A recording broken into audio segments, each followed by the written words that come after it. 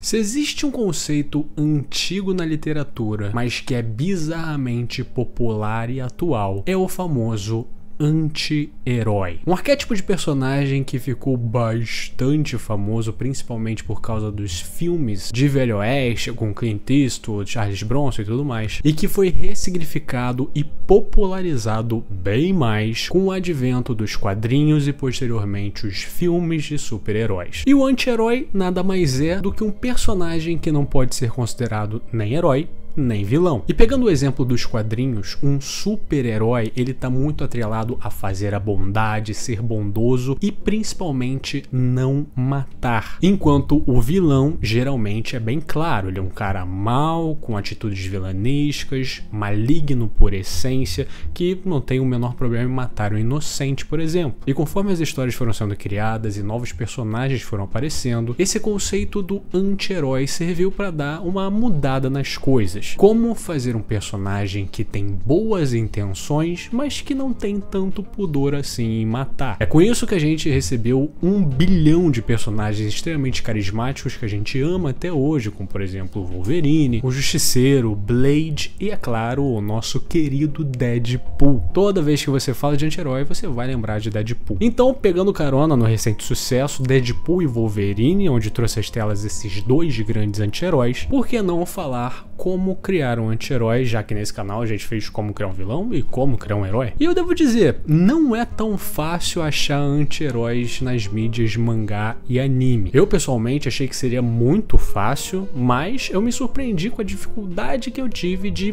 angariar alguns anti-heróis bons. Mas é claro que eu tenho que fazer uma menção honrosa aqui a talvez um dos maiores anti-heróis desse universo, que é o Spike Spiegel de Cowboy Bebop, que talvez seja o personagem que melhor imprime esse arquétipo. Mas, como vocês sabem, o Como Criar não é para falar do melhor, e sim do que eu acredito ser o mais fora da caixa, o mais interessante para trazer aqui. Então, por que não falar de um dos meus personagens favoritos, de uma das minhas séries favoritas, Alucard de Hellsing? E atenção a duas coisas. Eu não tô me referindo ao Alucard, vampiro gostosão de Castlevania, e também eu estou falando do Hellsing Ultimate, o OVA que inclusive tem na Netflix, porque Hellsing tem um outro anime, o anime de 2001, mas a melhor comparação que eu consegui achar na internet é a seguinte: Hellsing de 2001 é igual Full Metal Alchemist, enquanto o Hellsing Ultimate é igual ao Brotherhood. Então basicamente o Ultimate e o Brotherhood são versões melhoradas, mais fiéis ao mangá,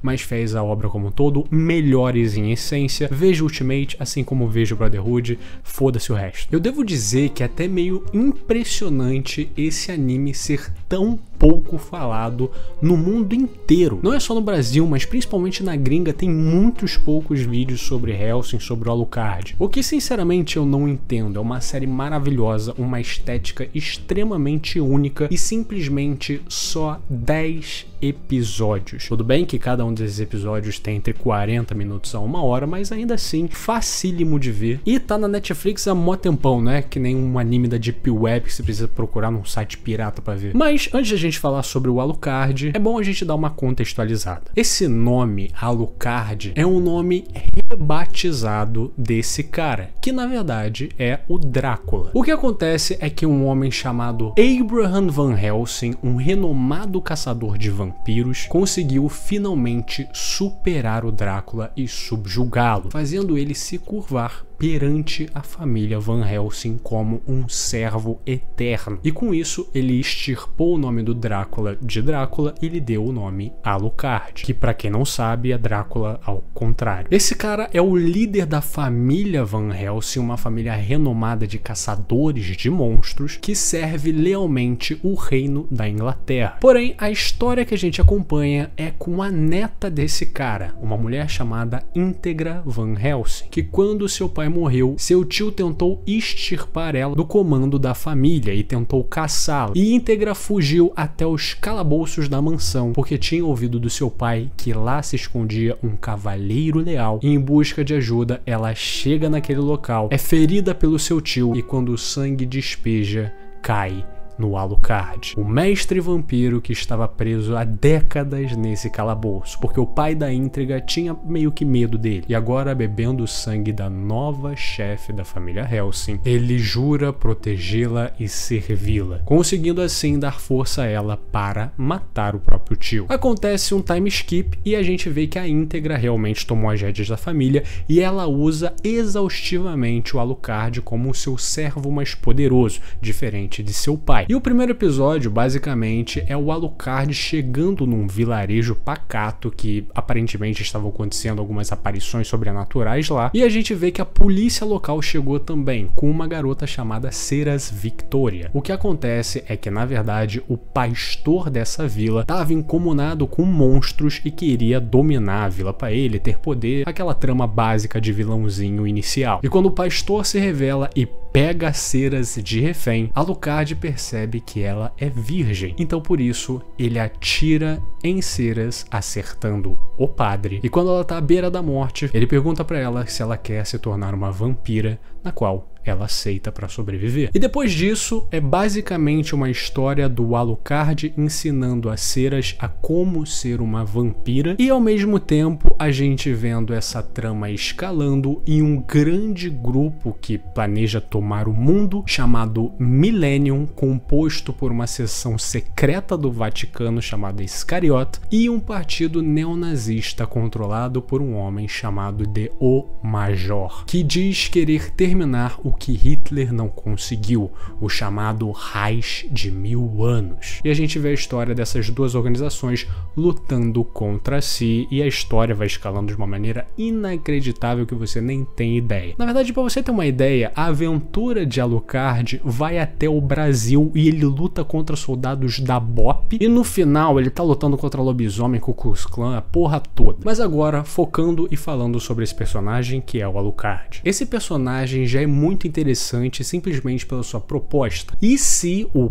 imponente Conde Drácula tivesse perdido de alguma forma, em uma história clássica que sempre é o Van Helsing lutando contra o Conde Drácula, representado em inúmeros filmes, séries, histórias, e esse Van Helsing conseguiu domar o Drácula e fazer dele o seu servo na luta contra os seres sobrenaturais, que no caso o Conde Drácula deveria ser o rei dos seres sobrenaturais, correto? E já deu pra ver que o Alucard é um personagem extremamente foda, ele é um fodão, mas existe muita profundidade nesse personagem também, como por exemplo, à primeira vista ele é um ser extremamente arrogante, que tem o verdadeiro prazer em caçar e matar, especialmente monstros. Além disso, ele tem um modo de combate meio sádico, ele é extremamente sanguinário e desnecessário, gostando de atirar em lugares não fatais até matar, e ele deixa que seus inimigos atirem e lhe deem golpes fatais para que ele simplesmente mostre para eles que ele consegue se regenerar de qualquer forma e matar eles como se não fosse nada. Ele é alguém que tem repulsa de monstros e principalmente de vampiros, o que é algo interessante considerando que ele é o ex-Conde Drácula. E nesse momento você deve estar se perguntando, caralho, como esse bicho forte pra cacete, ele se ajoelha perante humanos que nem a Íntegra Van Helsing, e como ele aceita ser basicamente um escravo? A grande parada é que o Alucard, ele tem um fascínio pelos humanos, e ele meio que anseia um dia encontrar um humano digno para que finalmente lhe dê o golpe final. Além disso, ele tem um fascínio até mesmo pelos percalços da vida humana, como por exemplo, ele é alguém que respeita muito os mais velhos, aqueles que estão chegando na idade aonde já tem medo de morrer. Tem uma situação que eu não vou dar o contexto para não ser spoiler nenhum, aonde ele encontra com a rainha da Inglaterra e ele fala para ela que ela tá mais bonita do que nunca por estar mais velha. Porém, o que torna ele um anti-herói tão fascinante, na minha opinião, não é só ele ser esse cara que mata todo mundo, mas no fim do dia ele tá do lado certo. Eu acho ele um personagem muito interessante nessa categoria de anti-herói, porque em condições normais, se não tivesse outro grupo inimigo, digamos assim, ele seria o maior vilão desse mundo, o pior bicho para se encontrar. Ele é muito poderoso para qualquer criatura que existe nesse mundo, tanto que o objetivo principal do Major é derrotar o Alucard. Se a gente conseguir derrotar ele, a gente consegue o plano, basicamente. E mesmo assim, a história dele, as experiências que ele viveu, fazem com que ele não seja esse cara. E meio que ele se adeque a viver uma vida de servo em prol da humanidade. E para explicar melhor isso, eu vou ter que dar spoilers pesados de Hellsing Ultimate. Então se você chegou até aqui se arriscando, eu aconselho você sair desse vídeo, ver essa série maravilhosa e depois voltar, tá bom? Tem 3 situações que eu gostaria de falar aqui que eu acho que explicam muito bem esse personagem e todos esses trâmites de porque ele é um puta de um anti-herói. Acho que a coisa mais cabal para entender o personagem do Alucard é o seu passado. Alucard, quando mais novo, foi pego de escravo pelos otomanos. Ele foi maltratado e violado pelo próprio Sudão, né, o rei dos otomanos, e seu único refúgio era a cruz de Cristo, aonde ele se agarrou. Depois desse período, ele conseguiu escapar e se tornou o soberano da Waláquia, que seria a Romênia. E agora, como seu rei, ele começa a lançar ataques desvairados contra os turcos otomanos, em uma guerra iniciada por vingança. Ele mata muitas pessoas do lado inimigo, mas o fato dele levar seu povo contra o outro povo por causa de sua vingança, muitos do lado dele morrem também. Eventualmente, suas tropas morrem, sua família também morre, seu filho, sua esposa. Ele é completamente derrotado e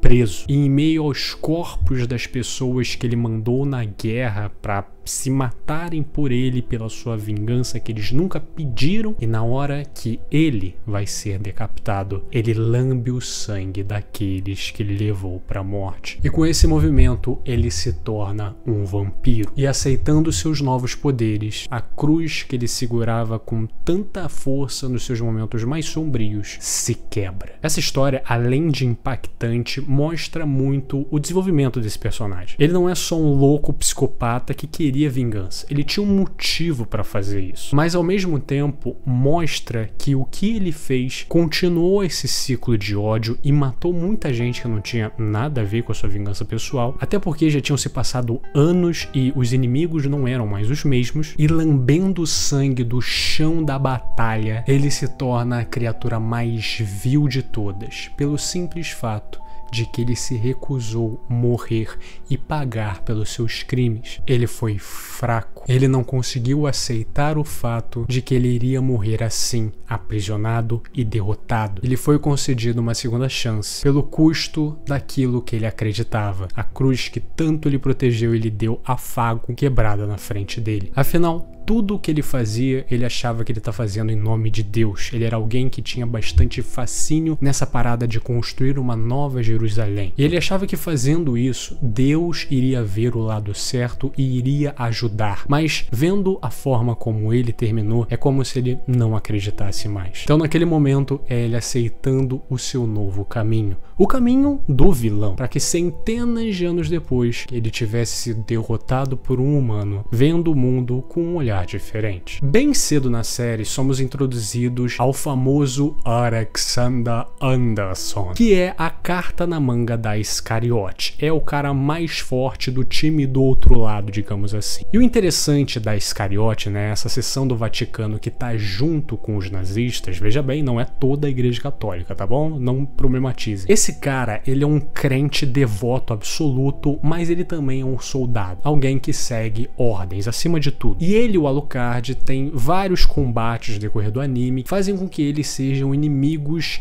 que nutrem aquela espécie de relação de respeito de tantos confrontos tidos. Anderson é um cara que queima com determinação e com o objetivo que ele acredita. Ele realmente tem fé naquilo que ele faz. E como eu disse antes, isso fascina o Alucard, porque essas qualidades são coisas que ele não teve no seu passado. Apesar disso tudo, o Anderson nunca está no nível do Alucard. Ele sempre tem lutas ali interessantes, mas o Alucard é melhor em qualquer instância. E aí, quando chega a luta final, quando ele vê que ele não pode realmente ir contra o Alucard, ele utiliza sua carta na manga, um objeto conhecido como prego de Helena, que diz que quando enfia esse prego no coração, você se torna um monstro de Deus. E quando o Alucard vê isso, ele fica desesperado. Não faça isso, porque ele tá vendo o Anderson indo cometer o mesmo erro que ele cometeu. Talvez se ele não tivesse lambido o sangue dos seus companheiros mortos e simplesmente só aceitado a morte, nada disso teria acontecido. E agora ele vê esse cara que ele tanto admirava, que talvez seria aquele ser humano que poderia matá-lo algum dia, ir pelo mesmo caminho que ele. E quando ele se transforma no monstro de Deus, meio que o Alucard vê ele agora como realmente um monstro. A luta é dura, mas ele acaba conseguindo lidar com ele. E quando ele acaba com ele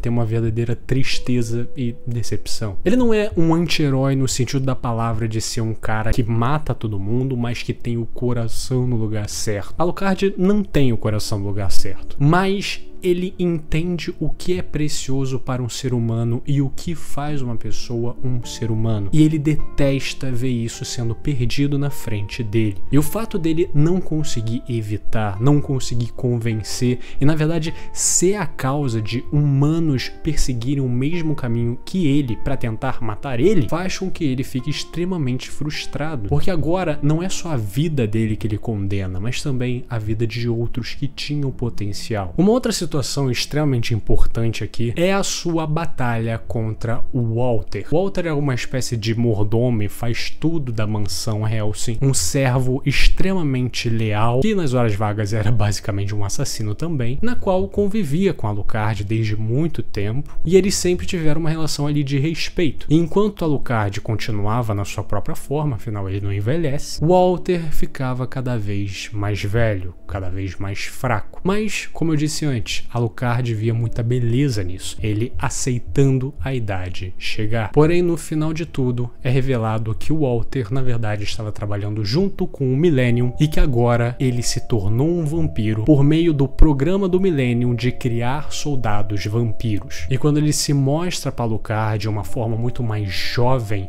e poderosa, Alucard diz para ele que a sua forma de 70 anos era trilhões, na verdade quadrilhões de vezes mais forte que essa forma vampírica de merda. Uma luta árdua acontece e, como sempre, Alucard sai vencedor. E de novo é uma coisa parecida com o Anderson, porém agora não tão relacionado ao poder que ele tem que o Anderson invejava, mas agora aos outros atributos de ser o vampiro que o Walter desejava. Afinal, quem quer ficar velho? Quem quer ficar com dor nas costas quando no passado o cara era um puta assassino foda? E o Walter passando anos na mesma mansão de um cara que literalmente não envelhece e sempre tá melhor em combate, batalha e tudo mais, pode ser algo que desespera. Como o mundo pode ser tão injusto assim? Porém, o Alucard fica extremamente chateado com isso tudo, porque ele tem a perspectiva do outro lado. Ele tem a perspectiva de ser alguém imortal e que teve seus poderes por não conseguir aceitar o seu futuro. E ele vê que o Walter fez a mesma coisa. E ver um outro ser humano que ele respeitava agindo de maneira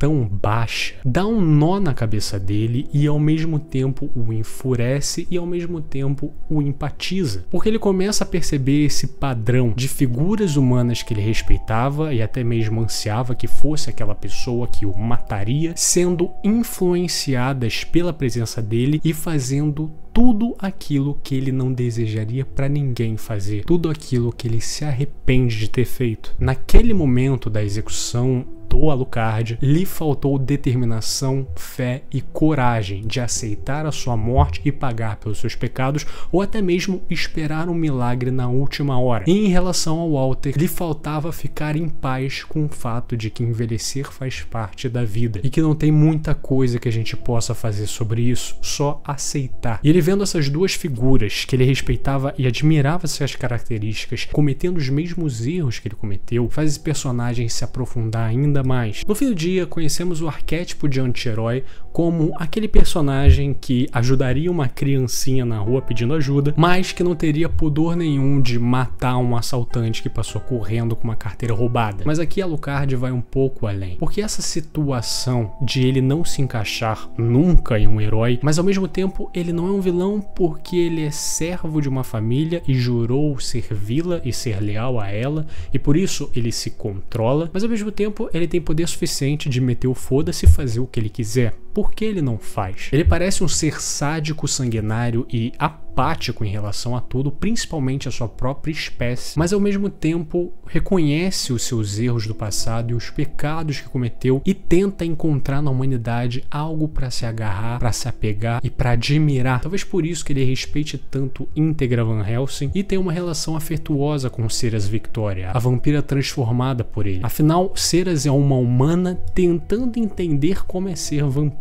Ela ainda tem as emoções e ingenuidades de um ser humano comparado a um vampiro. Então por isso, Alucard pra mim ele tá num patamar diferente, porque ele é sim um anti-herói nessa história, no momento que ele tá lutando contra a Millennium. Mas e se a gente tirar esses caras de campo? Será que ele é tão anti-herói assim? Ou será que a gente vê uma faceta mais vilanesca nesse personagem? Ou até mesmo o contrário? Será que a existência desses verdadeiros inimigos fazem com que ele tenha que se rebaixar ao nível de um vilão para bater de frente com eles, assim perdendo um pouco daquela empatia e respeito que ele tinha pela família Van Helsing, por exemplo? São perguntas interessantes que não tem muita resposta e, sinceramente, o fato de não ter uma resposta clara para essas situações faz desse personagem tão interessante. Ele é complexo, cinza em todas as instâncias. E no fim do dia, eu acho que isso que é um anti-herói de verdade. Um personagem que passa por desenvolvimentos, já esteve em lugares bem sombrios e já compartilhou sua vida em lugares mais ensolarados e com pessoas melhores. E no fim do dia, ele decide ir por esse lado. Se você chegou até aqui, meu muito obrigado. Lembre-se sempre, comenta, curta, compartilhe e se inscreva no canal, isso me ajuda demais. Um agradecimento especial para Guilherme Paiva, Walisson Rodrigues, Arthur Zamborlini, Tauá, Guaxinim Gamer, Maze, Bruno Zanarella, Zero, Empty Skull, Gabi, Matheus Siqueiro, Rian Charles, Buruburu, Jackson Douglas, Gustin Gelk, João Pedro Kozlowski, Gabriel Zardo, O Gugas, Francisco Júnior, Wev,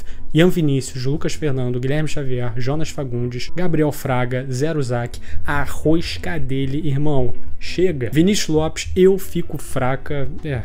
Eu já não sei mais o que eu falo. Vanilson Silva, Miss Suíça e Retroblade. Eles são os membros do canal. Muitíssimo obrigado pelo seu apoio. Vocês são fodas demais. E se você quiser ser que nem esses paladinos do Inverno de Dante, considere ser um membro também. É uma coquinha, uma cervejinha que você deixa de beber no mês. Então assim, se tiver sobrando sua carteira, por favor, considere. Tchau, tchau.